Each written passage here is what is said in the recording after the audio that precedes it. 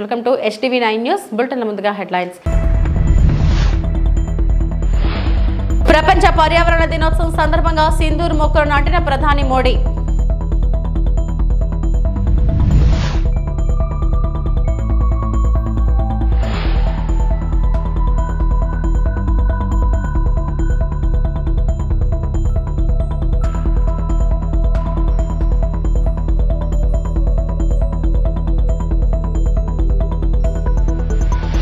అయోధ్య రాముడిని దర్శించుకున్న Elon Musk తండ్రి.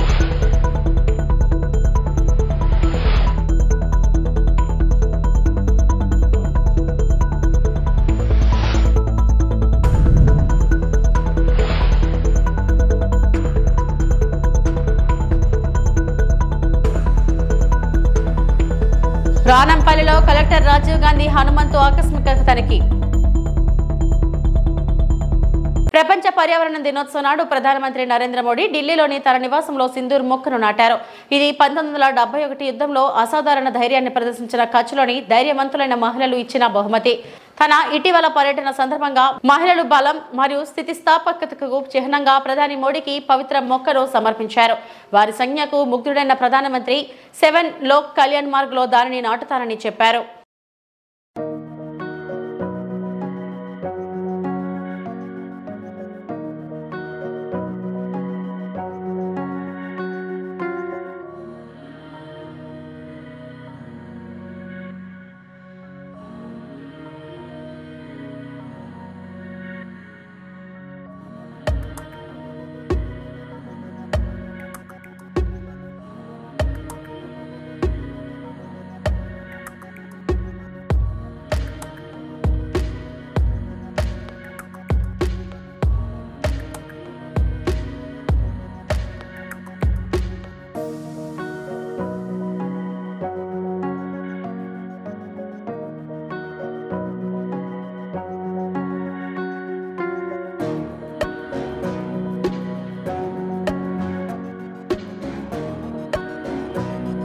ప్రపంచ పర్యావరణ దినోత్సవం సందర్భంగా రాజధాని అమరావతిలోని అనంతపురంలో ADCL పార్క్ లో వన మహోత్సవం జరుగుతుంది.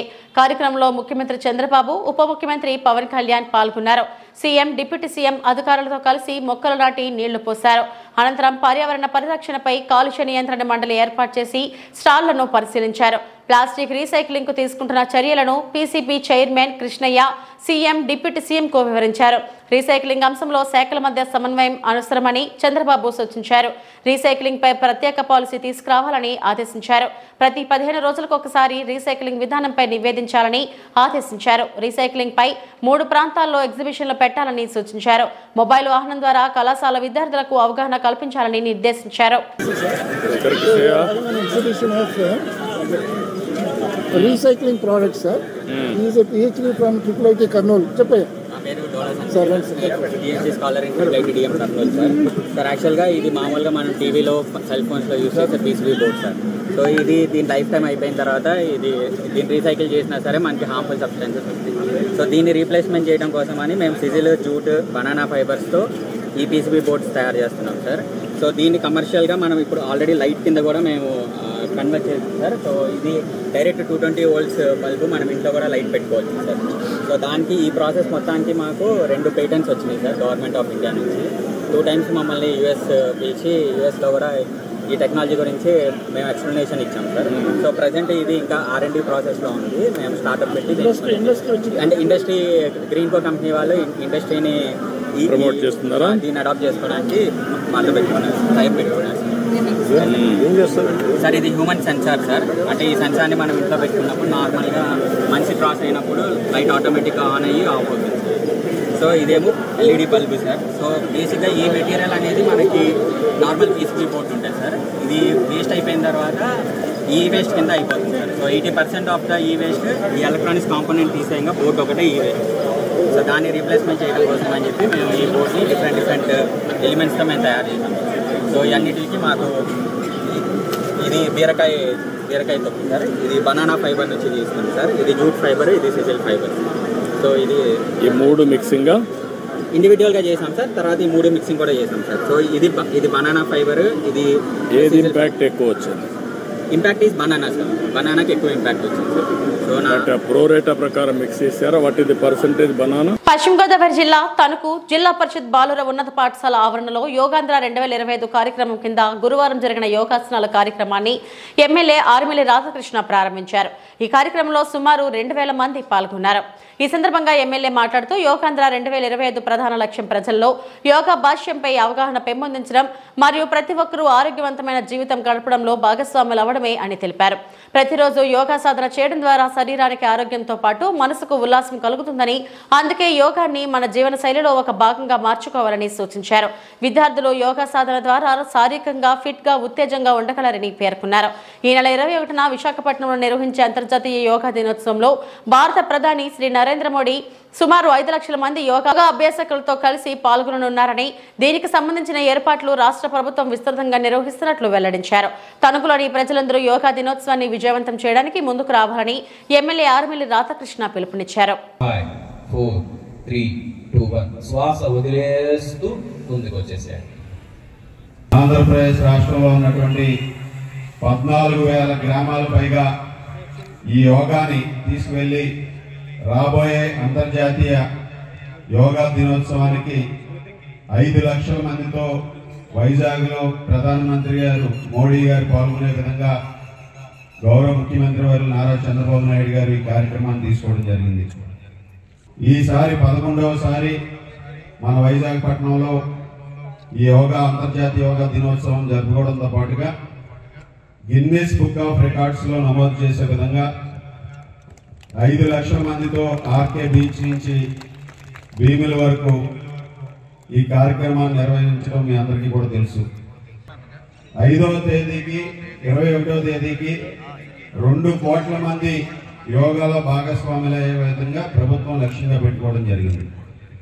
ట్రైనర్లని ప్రిపేర్ చేయడం, ఈ విధంగా రాష్ట్రంలో యోగాని మన అందరిలోనూ కూడా ఒక అంతర్భాగంగా చేయాలనేది ఈరోజు ప్రభుత్వ లక్ష్యం. దానికి అనుగుణంగా ప్రతి ఒక్కరూ కూడా యోగా ద్వారా సింపుల్ గా 45 నిమిషాలు మనం యోగా చేస్తే ఆ రోజంతా కూడా మనందరం కూడా హుషారుగా ఉంటాం. ఏదైనా ఈ రోజు మనం కొంచెం మెంటల్ గా కానీ ఫిజికల్ గా కానీ కొంచెం వీక్ గా ఉంటే యోగా చేస్తే ఆటోమేటిక్ గా మనందరం కూడా మరలా యాక్టివ్ గా తయారవుతాం.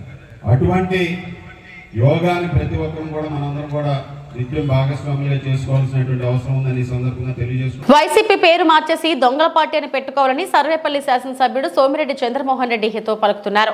నెల్లూరు రైల్వే కోట ఆవరణలో మీడియాతో సర్వేపల్లి శాసనసభ్యులు సోమిరెడ్డి చంద్రమోహన్ రెడ్డి మాట్లాడుతూ కృష్ణపట్నం ఆనందయ్య ఆయుర్వేదం మందు విషయంలో బనాయించిన అక్రమ కేసుకు సంబంధించి కోర్టుకు హాజరు అయినానని, 2019-2024 మధ్య వైసీపీ చేసిన అరాచకాల కారణంగా నాపై బనాయించిన ఓ తప్పుడు కేసును సంబంధించి ఈ రోజు హైకోర్టుకు హాజరయ్యానని, జగన్మోహన్ రెడ్డి పాలనలో నాపై 18 అక్రమ కేసులు బనాయించారని, వైఎస్ రాజశేఖర రెడ్డి, నేదురుమల్లి జనార్దన్ రెడ్డి సీఎంలుగా ఉన్నప్పుడు నాపై కేసులు పెట్టలేదు, ఆనం కుటుంబం ప్రత్యర్థులుగా ఉన్నప్పుడు నాపై కేసులు లేవు అని అన్నారు.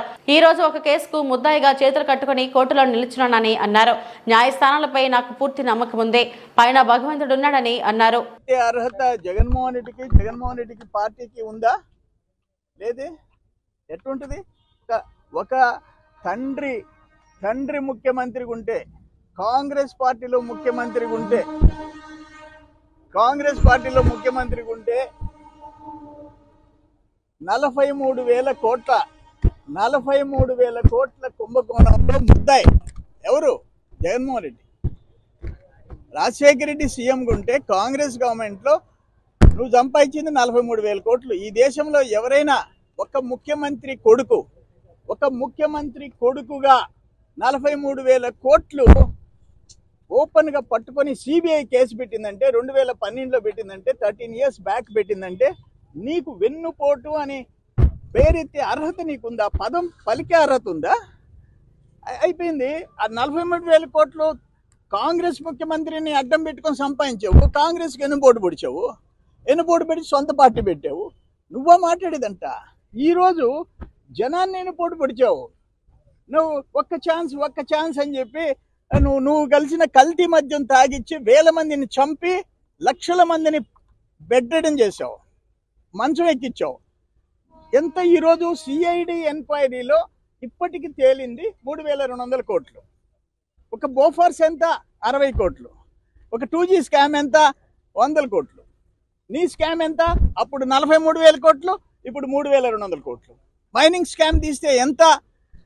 ఈ లిక్కర్ స్కామ్లో అనఫిషియల్ సేల్స్, అనధికారికంగా అమ్మిన సేల్స్ తీస్తే మరెంత? ఈరోజు నువ్వా వెన్నుపోటు దినం నడిపేది జనాన్ని, రాష్ట్రాన్ని సర్వనాశనం చేసినోడివి. నీకొక్క ఛాన్స్ ఇస్తే రాష్ట్రాన్ని సర్వనాశనం చేసినోడివి. అక్కడ ఈరోజు పరిస్థితి ఏంటి? గంజాయి రౌడీ షీటర్స్ని ఈయన పోయి చూసి వస్తా అంట.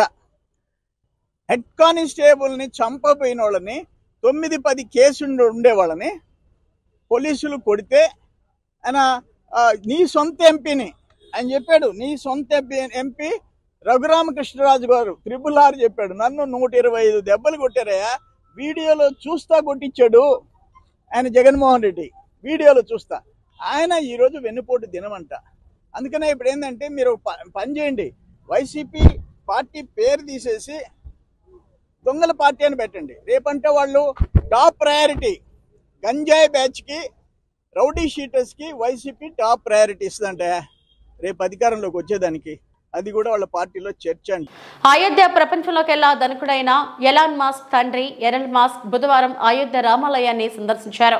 రామాలయ సందర్శన తనకు అద్భుతమైన అనుభూతిని ఇచ్చిందని, తాను ఇప్పటి వరకు చేసిన మంచి పనుల్లో ఆలయ సందర్శన ఒకటని ఆయన ఈ సందర్భంగా అన్నారు. తదనంతరం ఆయన ఇక్కడి హనుమాన్ గుడి ఆలయంలోని ప్రార్థనలు జరిపారు. ఆలయ నిర్మాణం పూర్తయ్యేదాకా ఆగలేకపోయారు. ఈ ఆలయం ప్రపంచ వింతల్లో ఒకటి కాబోతుందని ఆయన అన్నారు. భారత్లో నాకు గొప్ప అనుభవాలు ఎదురయ్యాయి. సరూ టెక్తో కలిసి పనిచేసేందుకు భారత్కు వచ్చాను అని చెప్పారు.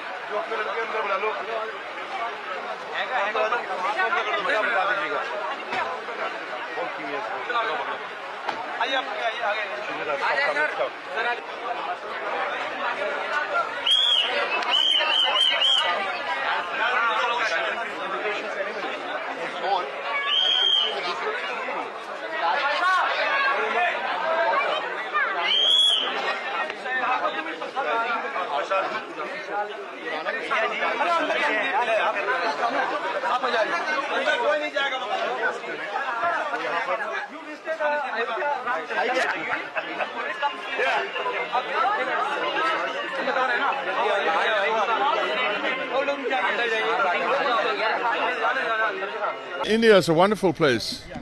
It's a really wonderful place, and as many people as possible should come to India and see. We have a lot of Indians in my country, where I come from, so I know the Indian culture, and coming here has just reinforced it. Very good culture, very kind people, full of love, decency, probably the nicest people you could ever meet.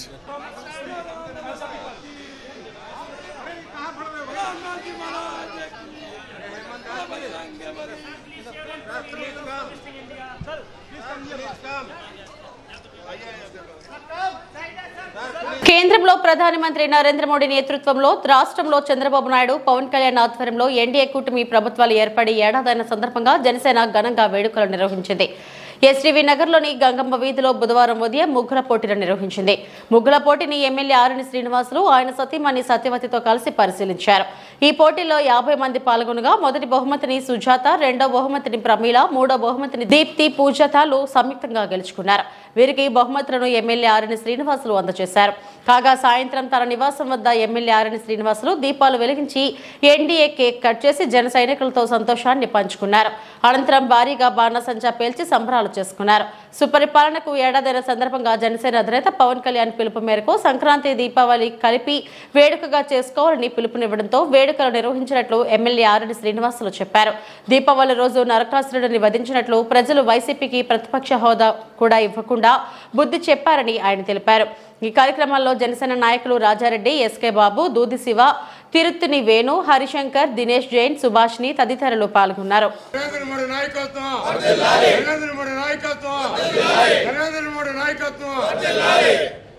జై జనసేన జై జనసేన జై జనసేన జై జనసేన జై జనసేన జై జనసేన జై జనసేన జై జనసేన జై జనసేన జై జనసేన జై జనసేన జై జనసేన పవన్ కళ్యాణ్ గారి నాయకత్వం వర్ధిల్లాలి పవన్ కళ్యాణ్ గారి నాయకత్వం వర్ధిల్లాలి పవన్ సంవత్సరాల పీడ విరగడైంది. ఈరోజు ఎన్డీఏ కూటమి నాయకులందరూ ముఖ్యంగా మన డిప్యూటీ సీఎం జనసేన పార్టీ అధ్యక్షులు గౌరవనీయులు పవన్ కళ్యాణ్ గారి నేతృత్వంలో ఈరోజు ఉదయము సంక్రాంతి పండుగ చేసుకోవడం జరిగింది ప్రతి నియోజకవర్గంలో. అదేవిధంగా సాయంకాలం దీపావళి పండుగలు కూడా చేసుకోవడం జరుగుతూ ఉంది. అనేక కార్యక్రమాలు ఈరోజు వివిధ నియోజకవర్గాల్లో ఆంధ్ర రాష్ట్రంలో జరుగుతున్నాయి. ఈ రాష్ట్రానికి 2019 నుంచి 14 వరకు పట్టిన పీడ వదిలింది. ఇది నరకాసురుని వధ ఎలా చేశామో అదేవిధంగా 5 సంవత్సరాల పాలన అధికార రాజకీయ కూటమి నేతలందరూ రాజకీయ నాయకుల్ని కూడా చేయడం జరిగింది. ముఖ్యంగా నేను చెప్తున్నాను, ఈరోజు రాష్ట్రంలో ఎన్డీఏ కూటమి ఏర్పాటై గౌరవ ముఖ్యమంత్రి నారా చంద్రబాబు నాయుడు గారు, గౌరవ ఉప ముఖ్యమంత్రి కొనిదెల పవన్ కళ్యాణ్ గారు, యువ నాయకుడు లోకేష్ గారు ముగ్గురు కలిసి ఒక పక్క అభివృద్ధి ఇంకొక పక్క సంక్షేమం ఇవన్నీ సమతుల్యంలో చేసుకొని ముందే వెళ్తున్నారు. సంవత్సరం కాలంలోనే ఇచ్చిన హామీలను కూడా 3 నెరవేర్చారు. ఇంకా 3 కూడా ఈ 3 నెలలు 6 నెలల్లో ఖచ్చితంగా ప్రతి హామీని ప్రతి ఎలక్షన్లో చెప్పిన ప్రతి హామీని తూచా తప్పకుండా అనుభవశాలైన ముఖ్యమంత్రి గారు చరిష్మాకల్గా నాయకుడు పవన్ కళ్యాణ్ గారు తప్పకుండా నెరవేరుస్తారు. మీరు ఫెయిల్యూర్ అయ్యారు, మీకు బుద్ధి చెప్పారు ప్రజలు. ఈరోజు అపోజిషన్ కూడా దక్కకుండా మీకు ప్రజలు బుద్ధి చెప్తే ఈరోజు మీరు ప్రభుత్వానికి వ్యతిరేకంగా వెన్నుపోటు అనేసి మీరు ర్యాలీ చేయడం సిగ్గుచేటుగా ఉంది. మీకు సీము రక్తం అంతా ఉంటే మీరు ఆలోచించుకోండి. తప్పు చేసిన ప్రతి ఒక్క వైసీపీ నాయకులు మా ముఖ్యమంత్రితో సహా నా మంత్రులు ఎమ్మెల్యేలు అందరూ కూడా ఈరోజు ఎవరైతే తప్పు చేశారో ఆ తప్పును ప్రజలకు తెలిసే విధంగా చట్టం దాన్ని చేసుకొని పోతా ఉంది. జైలు పాలు అనుభవిస్తున్నారు. అధికారులు కూడా రాష్ట్ర స్వయాన డీజీపీ వారు కూడా చేసిన తప్పులు ఈరోజు ఆయన కూడా జైలు పాలయ్యారు. ఒక పక్క అధికారులు, ఒక పక్క రాజకీయ నాయకులు. ప్రభుత్వం విఫలమైంది 5 సంవత్సరాల మీ వైసీపీ హయాంలో. దాన్ని తిరగరాసే విధంగా కూటమి ప్రభుత్వం చేస్తూ ఉంది. ఇవన్నిటినీ కూడా ప్రజలు చూస్తున్నారు. ఇంకొక అధికారి కానీ ఒక ప్రజానాయకుడు కానీ తప్పు చేస్తే ఇప్పుడు జరుగుతుండే శిక్ష అనుభవించాలనేసి ఒక భయం పుట్టిస్తున్నాడు. ఖచ్చితంగా ఎన్డీఏ కూటమిలో తప్పులు జరగదు. గౌరవ ముఖ్యమంత్రి, గౌరవ ఉప ముఖ్యమంత్రి ఇద్దరు కలిసి ఎన్డీఏ మోదీ సహకారాలు తీసుకొని ఆంధ్ర రాష్ట్రాన్ని అన్ని విధాలలో ఒక పక్క అమరావతిని, ఒక పక్క పోలవరంని, ఇంకొక పక్క ఇండస్ట్రీస్, ఒక పక్క ఐటీ పార్కులు ప్రతి ఒక్కటి కూడా తూచా తప్పకుండా అభివృద్ధి ధ్యేయంగా రాత్రింబౌళ్ళు కష్టపడుతున్న ఎన్డీఏ కూటమికి అందరూ ప్రజలంతా ఆకర్షిస్తున్నారు. ఖచ్చితంగా కూటమి ఎప్పటికీ ఉంటుందనేసి కూడా ఈ సందర్భంగా తెలియజేస్తారు. రానంపల్లిలో కలెక్టర్ రాజీవ్ గాంధీ హనుమంతు ఆకస్మిక తనిఖీ. రైతులు భూభారతి రెవెన్యూ సదస్సులను సద్వినియోగం చేసుకోవాలని నిజామాబాద్ జిల్లా కలెక్టర్ రాజీవ్ గాంధీ హనుమంతు తెలియజేశారు. గురువారం రుద్రూర్ మండలం రానంపల్లిలో నిర్వహించిన భూభారతి రెవెన్యూ సదస్సును జిల్లా కలెక్టర్ ఆకస్మిక తనిఖీ చేశారు. ఈ సందర్భంగా రెవెన్యూ సదస్సులో వచ్చిన దరఖాస్తుల వివరాలను కలెక్టర్ అడిగి తెలుసుకున్నారు. భూభారతి చట్టం ద్వారా రైతులకు కావాల్సిన సేవలను అందించాలని కలెక్టర్ సూచించారు. సాదా బైనామా, పెండింగ్ పౌతి, డిఎస్ పెండింగ్, భూ విస్తరణలో మార్పులు, చేర్పులు తదితర అంశాలపై క్షుణ్ణంగా పరిశీలించారు.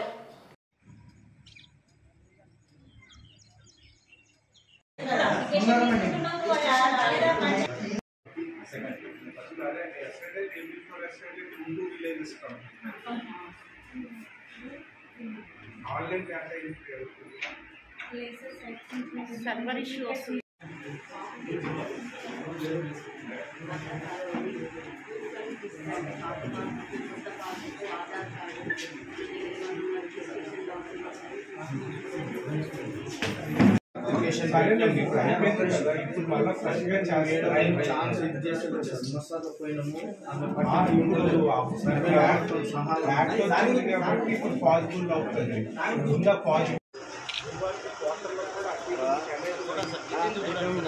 టీటీడీ ముఖ్య నిఘా మరియు భద్రతా అధికారిగా కేవీ మురళీకృష్ణ గురువారం తిరుమల శ్రీవారి ఆలయంలో బాధ్యతలు స్వీకరించారు. ముందుగా శ్రీ వెంకటేశ్వర స్వామిని దర్శించుకున్న సివిఎస్ఓ రంగనాయకులు మండపంలో బాధ్యతలు స్వీకరించారు. ఈ సందర్భంగా ఆలయ అధికారులు సివిఎస్ఓకు తీర్థ ప్రసాదాలను అందించారు. ఈ కార్యక్రమంలో టీటీడీ అదనపు సివిఎస్ఓ వెంకట శివకుమార్ రెడ్డి, విజిఓలు రామ్ కుమార్, సురేంద్ర, ఇతర అధికారులు పాల్గొన్నారు.